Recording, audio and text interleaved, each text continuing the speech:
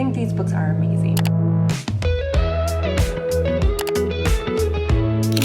Halfway done with 2023, which is insane to think about, but I thought it would be a perfect time to share my 5-star reads for the year so far. I have a good pile here, and these are books that I still think about today. I love them so much. Every time I think about these books, I get a smile in my face, or I just remember important quotes from them that I loved, or characters that I loved. When I say that these are 5 stars, I mean they're like 10 stars. I think these books are amazing. I want to start off with the only thriller in this pile. I don't know about you guys, but it's actually pretty hard for me to find good thrillers. I have a hard time finding thrillers that are not super predictable or that are not super slow. And I've only given 5 stars to maybe 2 or 3 thrillers, if that, in my whole lifetime. Because like I said, it's just very hard for thrillers to keep me at the edge of my seat. But one thriller in particular that I still think about today, and technically I read this book last year, but I read it in December, so I'm still counting it for 2023. And the thriller is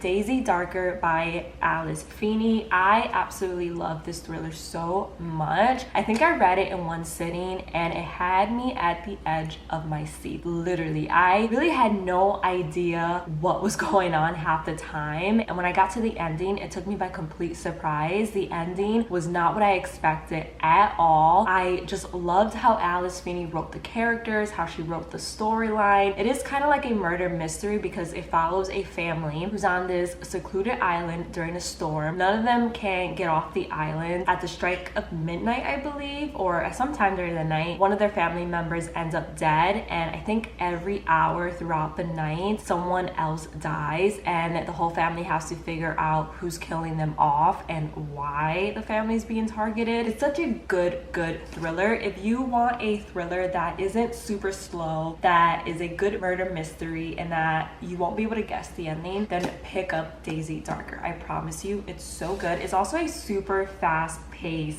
read. I think it's less, oh no, it's about 340 pages. How many pages are in this book? 335 pages in this thriller, but it goes by so fast, and also the cover is so nice. I'm not really into hardcovers, but I really like this one. So definitely check out Daisy Darker. I've read a couple of other Alice Feeney novels as well, but I think this is the only 5-star book from her, at least in my opinion. And then I have 2 books that are from the same series, and the first book being Ignite Me. So this is the, I think, 3rd book. Yeah, this is the 3rd book in the Shatter Me series by Tahiri Mafi. So sorry if I mispronounced her name. Honestly, I feel like the whole Shatter Me series is worthy of 5 stars because it's so good. Even though the writing is quite simple, the writing is super addicting. I don't know what the author puts in her words, I don't know what she puts in her books, but you can literally finish her book in one sitting within a couple of hours because you don't want to put them down. But this book specifically, and the 5th book in the series, Defy Me, this wasn't a 5 stars, but it was really close. It's like a 4.75. These books are probably my favorite books so far of the entire series because there's so much adventure. Just when you think something's going to happen, the opposite happens. There's so much character development in these books. I love Juliet, I love Kenji, I love Warner. Warner has my heart forever, and it's just a really good dystopian series. But so far, these are my favorite books in the entire series, and I love them so much. If you are unaware of the Shatter Me series or what it's about, it's basically a dystopian YA novel. It follows a young girl named Juliet who has special powers, and her special gift is if she touches someone, they die. And there's a new world order called the Reestablishment who wants to use her powers for their own agenda. And she's basically trying to push against their agenda. She's trying to save herself and her friends. It's just a very good novel. Like I said, check out this series, you won't regret it. And these 2 are so good, especially Ignite Me. I was shocked with how that book ended. So good. I have 3 books that are from the same author. If you've been watching my channel for a while, or at least you've been watching my channel this year, then you probably already know the next 3 books that I'm going to mention because I've talked about them so much and I'm just obsessed with them. The author is Taylor Jenkins Reid, and I have 3 of her books here that I love. The first one being Daisy Jones and the Six, The 7 Husbands of Evelyn Hugo, and then Harry Soto is Back. So Daisy Jones and the Six takes place in the late 60s, early 70s, and it's basically the rise and fall of the band Daisy Jones and the Six. You get to learn about every single band member, you get to see Daisy grow up, you get to see the problems that they go through. You feel like you are living in the time period. I feel like I can say that about every Taylor Jenkins Reid book. Like, she has a way of writing her books where you feel like you're living right there next to the characters, or you're one of the characters yourself. Her writing in this book is super addicting. I put off reading this book for such a long time because I didn't think I would really care about it, because it's about a band and I'm like, okay, I don't care about a band, especially since the band was in like 1960s, 1970s. I don't care about that time period. It sounds harsh, but it's the truth. But I decided to give it a chance because I was reading popular book talk books, and I'm so glad that I finally gave this book a chance because I ended up loving it so much. And I think I also read this in one sitting, and I can't wait to read it again and annotate it. So amazing. I will have to say that I watched the first episode of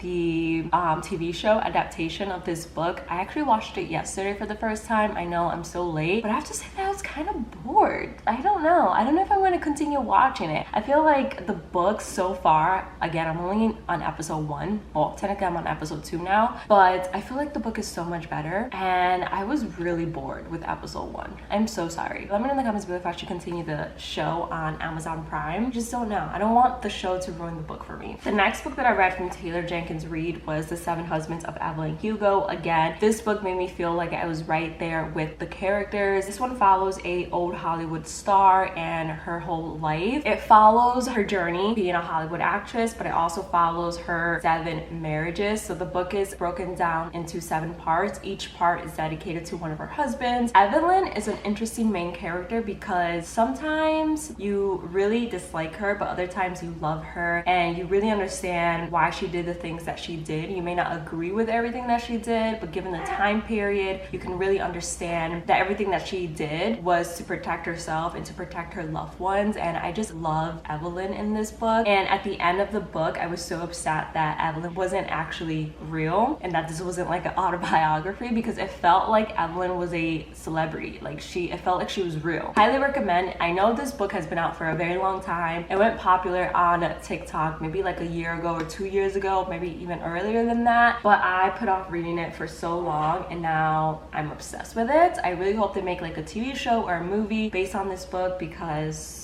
yeah, it's amazing, and the cover absolutely beautiful. And then a more recent release from Taylor Jenkins Reid is Carrie Soto is Back. This is one that follows a tennis player's comeback, and at first I wasn't sure if I was going to read it because, again, tennis is not really something I care about, but this book is so much more than tennis, and it's basically a woman's journey to take back her life and to figure out if this thing that she's done her entire life, this sport that she's done her entire life, is really who she is, or if she's more than tennis. And I just loved everything about this book. I loved the character Carrie, even though I didn't really like her in Malibu Rising, and even in this book there were moments where I was like, Carrie, what are you doing? But overall there was so much character growth with the character, and I loved the side characters. I loved her relationship with her dad, even though it was a little complicated. Everything about this book is just a masterpiece. So if you have been putting off this book because you read the synopsis and you're like, okay, I don't care about tennis, I don't want to read about athletes comeback, trust me, it's so much more than that, and you definitely should check this book out. And I think it has a very powerful message about when the world discards you and thinks that you're done and that you have nothing else to show for yourself, you can prove them wrong. Just because society is telling you that you're done and you're a has-been doesn't mean that you have to be that. You can still prove yourself to still have what it takes to be great, even if it's not exactly what you have been known to do all your life. The next book that I want to include in this video is one that I read last week, and I read this book with a smile on my face the entire time, and that is Yours Truly by Abby Jimenez. This is such a funny book. It's so heartwarming. Look at the smile on my face when I talk about this book. I loved it so much. I actually have the first book in the series, which was Part of Your World, and this one was a 4-star read for me. It was good, but I didn't think it was amazing. amazing. This one is the second book in the series, and this one for sure is amazing. I love it so much. It follows Brianna, who you meet in Part of Your World, and I loved her character in the first book, and I was so excited to see that she was getting her own book. And this one follows her own love story with Mr.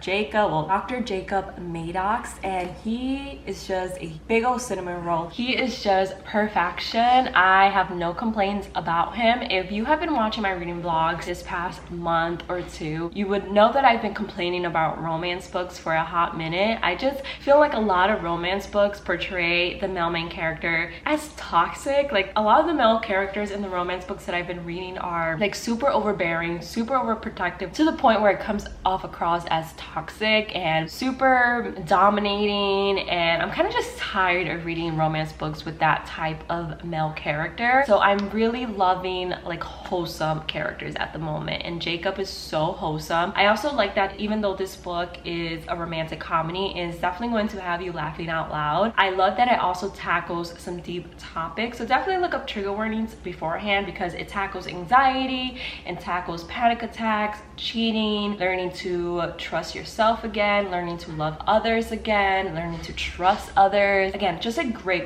book. I love Brianna and Jacob together. Their chemistry was like literally off the chart. Jacob is one of my new favorite book boyfriends. That's how much I love this book. So definitely read yours truly. I think this book came out this year, so it's definitely a newer release, and I'm really enjoying reading Abby Jimenez's books. This is my third book from her that I've read, and I love her writing so much. So if you are looking for some wholesome main characters, definitely check out her book. The next book that I gave 5 stars to, I actually read on the Kindle app on my phone, and I wasn't expecting to like it as much as I did. I thought it was going to be a 3-star rating at best. I kind of just picked it up randomly because I didn't know what to read. I wasn't really feeling in the mood to read any of my physical books, and this book is called Royally Rearranged by Emma St. Clair. This is a royal romance, so it follows a princess and a duke. It is fake dating, which is a trope that I absolutely love. I don't think I'm ever going to get tired of that trope. I just love it so much. It's also a romantic comedy, and actually going to have you laughing because there are some really funny parts in this book. The male main character, Rav, I hope I'm pronouncing it correctly, he was perfection. I loved him from the moment he was introduced in the book. It's also dual POV. It's mostly Seraphina's, the girl's main character, POV, but you get glimpses of the male main character's point of view as well, which I loved because it made the book super fast paced. I just really love this book. It's so wholesome, no spice whatsoever. So if you're tired of the spice like I am, definitely check out this book because you're going to enjoy it so freaking much. I'm actually reading the second book that follows Royally Rearranged, and it's okay. I like it, but it's not as good as the first book in the series because this is a series. So definitely check out Royally Rearranged by Emma St. Clair if you want a wholesome, cute, fake dating love story. You're not going to regret it. Okay, the next 2 books that I'm going to mention in this video are not technically 5 stars, but they came really close to being 5 stars. I rated them a 4.75, and there were just a couple things that I didn't like about the book, but other than that, I will still be recommending these books for a very long time on my channel because I think they're amazing and I loved the writing. The first book is The Way I Used to Be by Amber Smith. I annotated the heck out of this book. I enjoyed reading this book so much, even though it's a very sad book. It follows a main character who was sexually assaulted by her brother's best friend, and the book is broken down into 4 parts, each part being a high school year of the main character. So you basically see her from a freshman to a senior. It's a powerful book about how a young girl innocence was taken away from her at such a young age, and everything that she had to go through from that point to find herself back home, to find herself again. This book was really interesting in the fact that the main character, Eden, like, you obviously feel for what she went through, but there were times in the book where I personally didn't really agree with what she was doing, how she was acting, but at the end of the day, I could also understand that she was doing the things that she did because she was hurting, and no one around her knew that she was hurting, so they couldn't help her, and she didn't know how to help herself, and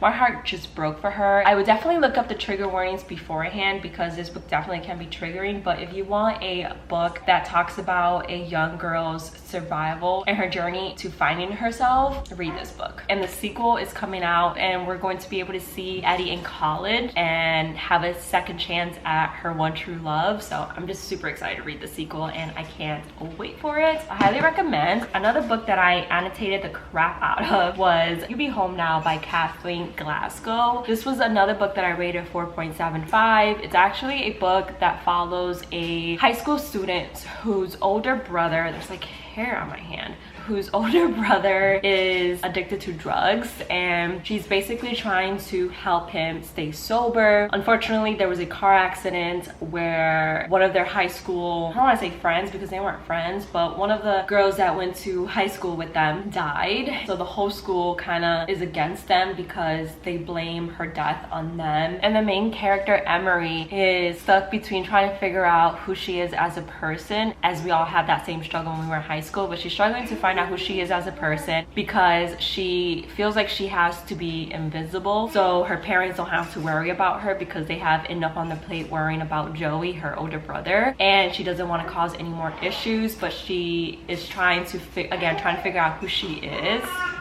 Is he smiling?